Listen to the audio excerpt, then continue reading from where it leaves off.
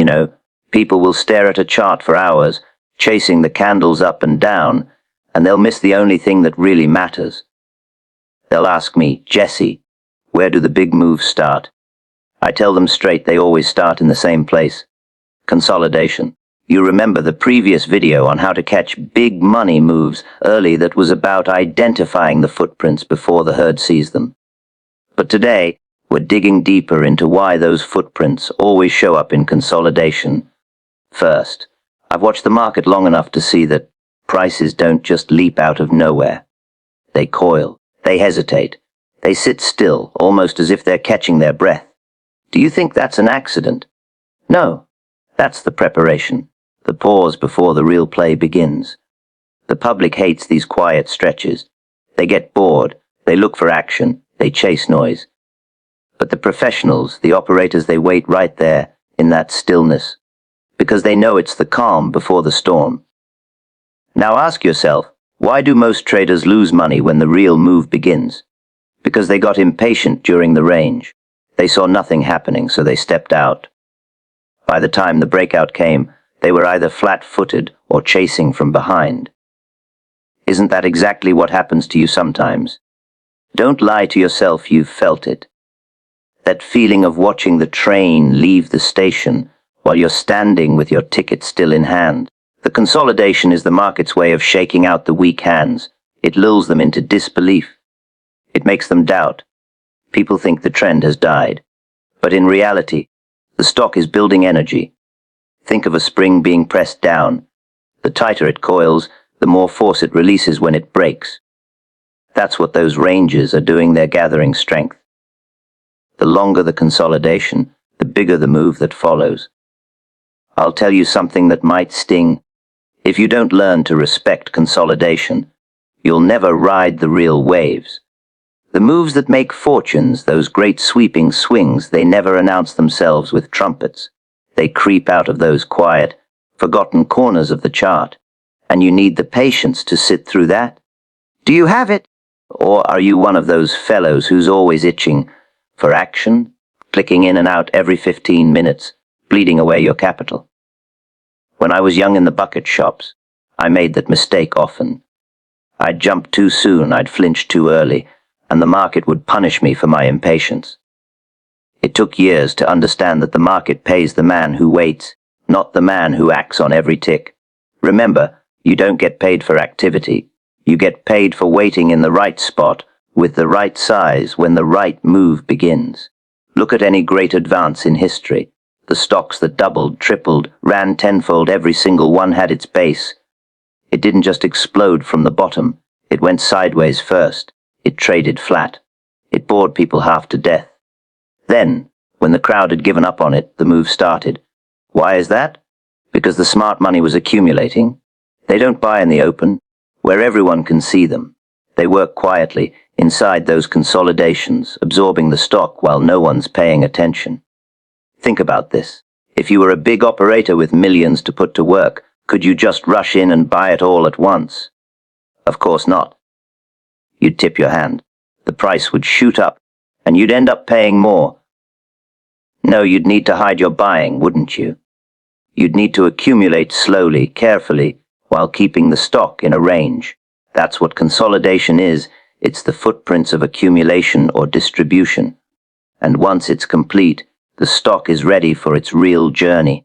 Now here's where psychology comes in. The ordinary trader sees a consolidation and gets restless. They think nothing's happening.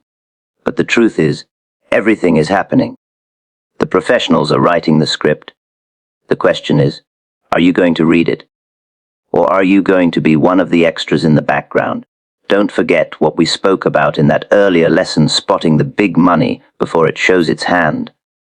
This principle ties directly to that. Consolidation is where you catch them in the act, before the curtain rises. You don't need to predict. You just need to observe. The range tells you someone is at work, but let me ask you, why do you think most can't hold through a consolidation? Why do they cut out early? It's because they're ruled by the need for excitement. They trade like gamblers, not operators. They confuse movement with opportunity. The truth is, The opportunity lies in waiting for the right kind of movement, not just any movement. Can you see the difference? Money in this business doesn't flow to the man who works the hardest. It flows to the man who waits the longest in the right place. That's the wealth building principle right there. Trading isn't about rushing. It's about positioning. You build capital the same way you build a wall brick by brick, patiently. Every good position starts with respecting consolidation, not avoiding it. You'll notice that during these ranges, volume often dries up. People think it's meaningless, but that silence is golden. It means the stock is being transferred from weak hands to strong hands. The sellers are exhausted. The buyers are steady. That's your signal that pressure is building. Isn't it ironic? The time most people stop watching is exactly the time they should be paying the closest attention. I'll give you another thought. Why do you think fear and doubt grow strongest during consolidation? Because the market is designed to test your nerves. It wants to know if you're made of iron or paper. Most traders, they're made of paper. They fold under boredom. They sell too soon. They abandon their plan, and when the real move comes, they're watching from the sidelines. That's why only a minority ever makes big money in the market. Patience isn't glamorous. Nobody brags about waiting. They brag about wins, quick trades, excitement. But the ones who quietly wait through the dull periods, they're the ones cashing in when the move begins. Do you want to be in the crowd, or do you want to be in the select few who understand the game? The market's great lesson is always the same. Human nature never changes. Consolidation exists to exploit human weakness, impatience, fear, boredom. If you learn to master those emotions, you'll read consolidation correctly. It's not a dead spot. It's the most alive part of the chart. It's the heart of the setup. Let me tell you something plain. If you can't sit through consolidation, you don't deserve the profit that comes after. That's the toll the market charges. You must pay it in time and patience. Are you willing to pay? Or are you always looking for shortcuts? The psychology here is simple but brutal. The market rewards discipline and punishes impulse. Consolidation is the test. The few who pass collect the prize. The many who fail feed the few. And it will always be this way. Discipline, patience, emotional control, those are words that traders like to repeat, but few ever practice when it counts. The market doesn't test you when prices are flying, when profits come quick, and everyone feels like a genius. No, the market tests you in the quiet stretches, the ranges, the consolidations. That is where the psychology of this business is revealed, stripped bare. And if you cannot handle yourself in those moments, the big move that follows will not belong to you. Think for a moment about what consolidation really is. Price moves into a range, the volatility contracts, and it looks as if nothing meaningful is happening. To the untrained eye, it's a dead market. But in truth, the market is asking a question: who has the will to sit still, who has the nerve to hold a position, or the patience to wait for the right setup, even while nothing looks exciting. The majority cannot. They etch for action. They chase flickers up and down. They sabotage themselves, and the market gladly takes their money for the lesson. I've seen it time and time again. Traders swear they'll wait. They make vows to themselves before the session begins. They say, I'll hold until the breakout. But after 3, 4, 5 days of dull trading, their minds begin to wander. They invent reasons to exit. They convince themselves they're protecting capital, when in fact they're betraying their own plan. Tell me honestly, haven't you done that yourself? Haven't you let boredom or fear whisper excuses into your head, only to watch the stock run without you the very next week? That's not the chart betraying you. That's your own psychology. The truth about consolidation is this: it's a mirror. It reflects back at you every weakness you carry inside. Impatience, the range will expose it. Fear, the range will grow it. Greed, the range will tempt you to overtrade, to size too heavy, to look for signals that aren't there. The consolidation zone doesn't move fast enough to distract you, so you're left with nothing but your own thoughts.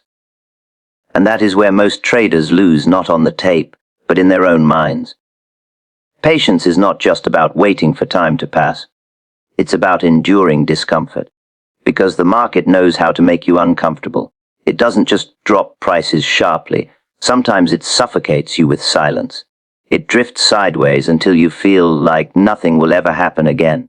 Do you have the stamina to endure that kind of psychological suffocation? Most don't. They give up their seat at the table right before the banquet is served. Discipline is another piece.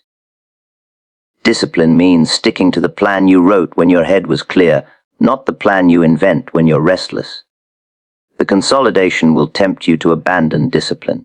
You'll feel the urge to trade noise, to read meaning into every tiny tick. You'll imagine false breakouts, you'll jump in and out, and you'll bleed commissions and spread costs. That's not trading, that's emotional leakage. Discipline is saying, no, I wait until the market confirms what I already know is building. But discipline is lonely. It feels like you're missing out while others play. Can you stand being lonely in the market? Emotional control is the final test, and it might be the hardest.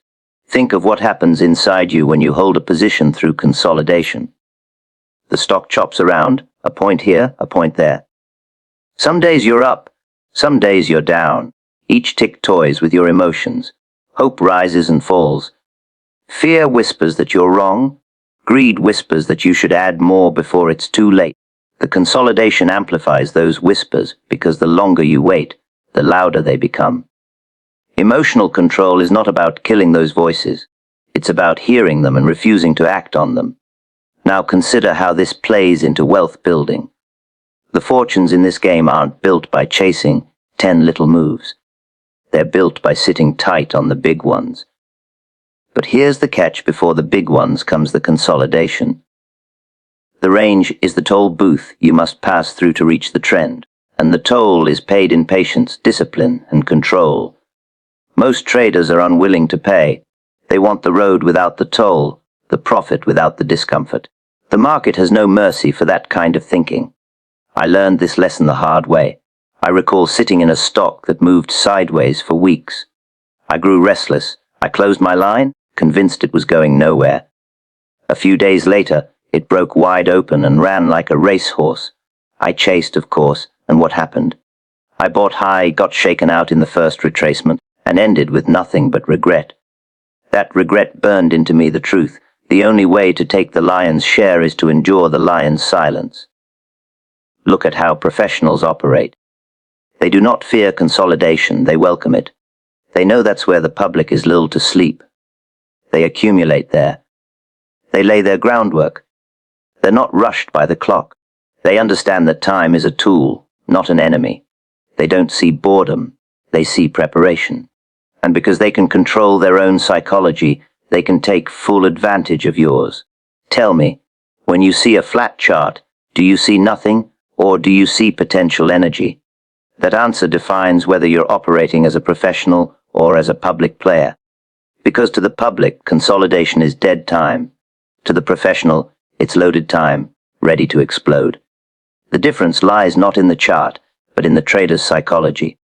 Wealth is not just a matter of capital. It's a matter of temperament. The rich in the market are not necessarily the most intelligent. They are the ones who learned to master their temperament when the market went silent. That's why the same small group keeps making money decade after decade, while the masses keep donating theirs. The masses cannot endure the waiting game.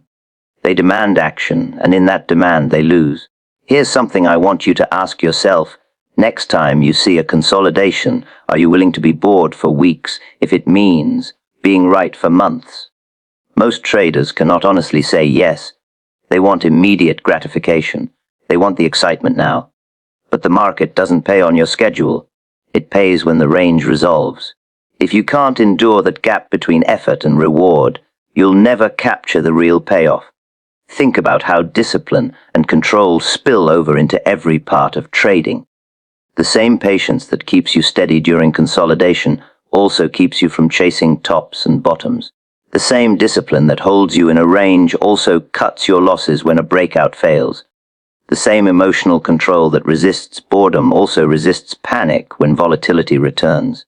These are not separate skills, they are one and the same, tested in different ways. And consolidation is simply the sharpest test of all. Do not think of these ranges as wasted time. They are the proving ground. They are where you prove to yourself whether you're fit for the big money or destined to feed those who are. They are the training ground where your psychology is forged. If you cannot conquer yourself there, no chart pattern in the world will save you when the breakout comes. So remember this every time you're tempted to dismiss a consolidation. The chart is not idle. The market is not idle. The only question being asked is whether you can remain idle while everyone else fails. And if you can, the prize will be waiting. If you can't, you'll keep chasing shadows, always one step behind, always handing your capital to those who could. Human nature is always the same in every market, in every era. You can change the ticker, you can change the technology, but you can't change the people. That's why consolidation works the way it does. When a stock drifts sideways, when it grows quiet and dull, the public loses interest. They crave excitement. They want noise, action, stories. A flat chart gives them none of that. So they walk away, and in that very moment, they leave the door wide open for the professionals to step in. Think about what happens in the mind of the ordinary trader. At first, they see a stock moving. They feel the thrill. They jump on it. But when it stops and begins to drift, they become restless. Each passing day without fireworks convinces them they made a mistake. They say, "This stock is dead." They sell, they move on to something else that looks more lively. And do you know who takes their shares? The man who understands human nature. The operator who knows that boredom is a weapon, and that weapon is being used against the crowd. I've watched this process play out more times than I can count. The public is drawn to action like moths to a flame. They pile in when the tape is moving, when the volume is roaring. But when the tape quiets down, they scatter. That's why the market was designed to move in these phases. The consolidation is not just about supply and demand, it's about psychology. It's about tiring out the weak, dulling the crowd's senses, until only the strong and the patient remain. Tell me honestly, have you ever abandoned a stock out of boredom, only to see it explode right after you left? If you have, then you've seen human nature in action, and you've been its victim. The professionals, on the other hand, see boredom as opportunity. They know the crowd cannot sit still. They know the crowd demands excitement. So when the public leaves the room, they enter. They accumulate quietly, methodically, taking in shares at steady prices. They're not disturbed by the dullness. They welcome it. Because the dullness hides their work. The more boring it looks, the less competition they face. Isn't that the opposite of how most people think? And yet, that's why most people lose. Let me put it another way. If you were a big operator and you wanted to buy up a large position, would you prefer to do it in a stock that's running wild, where every eye is watching and every small trader is pushing prices higher? Or would you prefer to do it in a stock that no one cares about anymore, drifting flat, forgotten? You'd choose the latter. Because that's where you can get size without disturbance. That's where you can take in stock without tipping your hand. Consolidation is the perfect disguise. It's camouflage for accumulation. Now let's go deeper into the psychology of boredom. Boredom is pain for the average trader. They can't sit still. They equate activity with profit. When nothing happens, they feel useless, like they're wasting time. But in truth, the time of consolidation is the most productive time of all if you understand what's happening beneath the surface. The professionals use boredom to transfer shares. They use boredom to mislead. They know most players will never wait. That's why they always win. The crowd literally hands them the advantage just by being restless. You see, the market is not just about price, it's about patience. The professional is not smarter than the public, but he is more patient. That patience allows him to exploit the one flaw that never changes: the public's demand for constant excitement. When the market goes quiet, the public leaves. When the public leaves, the professional takes over. And when the professional is ready, that's when the big move begins. Here's something you should ask yourself. When you see a flat range, do you walk away in search of action elsewhere? Or do you stop and study what's happening in that silence? That single choice determines whether you trade like the public or like a professional, because the public cannot resist the lure of movement. They jump from chart to chart, stock to stock, always hunting noise. The professional knows the quiet places are where the true moves are born. Let me tell you about the wealth-building principle hidden inside this. Wealth in the market comes from being contrarian in behavior, not in prediction. When the crowd is excited, you should be cautious. When the crowd is bored, you should be alert. Consolidation zones are where the crowd turns away in boredom. That's exactly when you lean in. That's exactly when you prepare. It's not glamorous. It won't win you applause. But it will put you in the right place when the move begins, and that is where the real money is made. Now think about the emotional trap here. The public doesn't just leave during consolidation, they often short it, convinced the stock has lost its momentum. They think the party is over. And when the breakout finally comes, they're the fuel. They rush to cover, and their panic adds power to the very move they didn't believe in. Isn't it ironic? The same people who left out of boredom come back in a frenzy, paying higher prices than they ever imagined. That's the price of impatience. That's the cost of misunderstanding human nature. I've seen traders ruin themselves because they couldn't stand still during these periods. They chase every flash, every rumor, every story, and while they're busy wasting money in markets that look active, they completely miss the quiet stocks that are preparing to move. The professionals love traders like that. They rely on them, because those traders provide liquidity during the consolidation, dumping their shares into stronger hands. And then, when the time comes, they chase right back in, too late, too heavy, and too emotional. Boredom is the market's oldest trick, and it still works. Why? Because human nature doesn't change. Traders want thrills. They don't want to sit in silence. They don't want to feel like nothing's happening. But in trading, nothing happening is often the best thing that can happen if you know how to read it. Because nothing happening on the surface means everything is happening beneath it. Let me ask you again, when was the last time you profited from boredom? Most traders will answer never. And that's exactly the problem. They view boredom as an enemy instead of a signal. The professionals flip that perspective. They see boredom as the final stage before life. The longer the crowd ignores a stock, the more powerful the reaction when attention returns. That's the cycle, over and over again, as reliable as the seasons. You need to condition yourself to do the opposite of the crowd. When they grow restless, you grow steady. When they grow bored, you grow alert. When they leave the market for excitement elsewhere, you hold your ground. That doesn't mean you trade every consolidation blindly. It means you understand the psychology at work. You know that dull periods are not dead, they are preparation. They are the quiet loading of the gun before the shot. Wealth doesn't come to those who chase every flicker. It comes to those who can stand firm when others flee. Consolidation is where that firmness is tested, and boredom is the tool the market uses to separate the patient from the impatient. If you cannot learn to welcome boredom, you'll never own the breakout that follows. Impatience has ruined more traders than bad analysis ever did. People think they lose because they picked the wrong stock or misread a chart, but more often than not, it's because they couldn't wait. Consolidation is the crucible where patience is tested, and most fail. They see the price stuck in a range, moving back and forth without conviction, and they decide it's a waste of time. They abandon their position or stop watching altogether, convinced nothing will come of it. But the irony is that the very moment they give up is when the groundwork for the big move is being laid.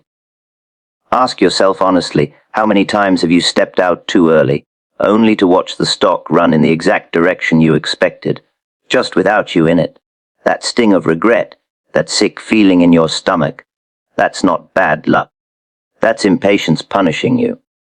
The market isn't cruel for cruelty's sake. It's simply built to test whether you can hold steady when nothing exciting seems to be happening. And when you can't, it takes your money and hands the reward to someone else who could wait. When a stock enters consolidation, two forces come into play. The first is psychological, boredom and restlessness. The second is financial weak hands unloading their shares to stronger hands. These two work together like gears in a machine.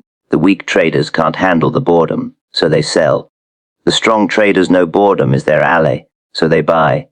Day after day, this slow transfer happens under the surface, while on the surface it looks like nothing but meaningless sideways action. The crowd sees stagnation. The professionals see preparation. Which one are you? I remember the bucket shop days, watching other boys grow fidgety as soon as the tape slowed down. They'd start forcing trades, betting on noise, just to feel alive. I learned quickly that the more they itched for action, the more they bled away their stake. And when the real move came, they had no capital left to take advantage of it. The market punishes impatience in two ways. First, by draining you during the wait. Second, by leaving you empty-handed when the payoff arrives. Can you see how cruel that cycle is? And yet, it repeats every day because human nature never changes. Impatience also blinds you. A trader who cannot sit through consolidation starts to doubt the very setup he identified. He questions his own judgment, even when the logic was sound. The chart hasn't betrayed him, his own nerves have. So he sells too early, leaving the position just before the breakout. And then what happens? He chases it higher because he can't stand watching it move without him. He ends up buying at the worst possible moment, right as the professionals are beginning to distribute into the surge of latecomers. Haven't you felt that sting, the pain of buying back what you already sold at twice the price? That's the cost of impatience. Now think about how wealth is built in trading. It's not built from catching every wiggle, every flicker, every 5-point move. It's built from holding through the ranges and catching the 20, 30, 50-point swings that follow. But here's the hard truth. You can't have the swing without enduring the range first. The consolidation is not wasted time. It's the toll booth you must pass through to ride the trend. And most traders don't want to pay that toll. They want the profit without the patience. That's why they stay broke. Let's take a closer look at what's happening inside consolidation. On the chart you see price moving sideways. But inside, there's a quiet war. Strong hands are patiently absorbing shares. Weak hands are leaking them out day after day because they can't bear the stillness. The longer the stock sits flat, the more frustrated the public becomes. They throw in the towel, convinced it will never move again. That's when the balance tips. The professionals, who have been accumulating all along, finally have their position built. Then, with the crowd out of the way, they let the stock go. The breakout arrives, and all the traders who couldn't sit still are left scrambling to get back in. Why does this cycle repeat endlessly? Because most traders confuse trading with entertainment. They want excitement, action, thrills. They treat the market like a racetrack, not a business. They can't sit through dull stretches, so they keep hopping from one stock to another, always searching for something happening. But that very urge destroys them. The big money doesn't come from chasing action.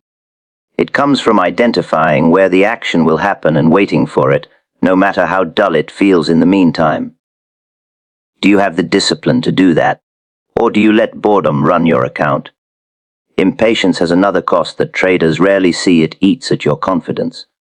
Every time you leave too early and miss the move, you feel weaker. Every time you sell because you couldn't wait, only to watch the stock take off, you erode your own belief in your ability to hold. And without confidence, you can't size properly. You can't commit fully. You can't capture the moves that matter. The professionals understand this. They build confidence by practicing patience, and patience by practicing discipline. That's why they grow stronger as the crowd grows weaker. Look at any great operator, any trader who has stood the test of time. Their fortune didn't come from being the fastest or the most clever. It came from being able to wait longer than others. They knew that consolidation is not a sign to quit, it's a sign to prepare. The amateurs are running around chasing thrills, while the professional is calmly building a position in silence. And when the silence breaks, the amateurs rush back in, late and emotional, while the professional is already sitting on a line of stock that was bought cheap, steady, and quiet. So much of trading is simply the ability to endure discomfort. And consolidation is discomfort in its purest form. It's not pain like a crash. It's not excitement like a rally. It's the slow grind of nothingness. It's psychological suffocation. And most traders would rather lose money than suffer through boredom. Think about how foolish that is. They'd rather hand over their capital than sit quietly and wait. And yet, that's human nature, and that's why the operators will always win. The longer you study markets, the more you'll see that every great move begins in the same way, a dull, quiet stretch where nothing seems to be happening. Those who can endure it are rewarded with the move. Those who can't are punished twice, once by selling too early, and again by buying back too late. This is why patience isn't just a virtue in trading, it's the dividing line between success and failure. If you can't hold through the range, you'll never hold through the move. And if you can't wait for the breakout, you'll always be the one fueling it for someone else. The market has no sympathy for the impatient. It doesn't care that you were almost right or that you saw it coming. It only pays those who had the discipline to wait. The range is the market's test, and almost everyone fails it over and over again.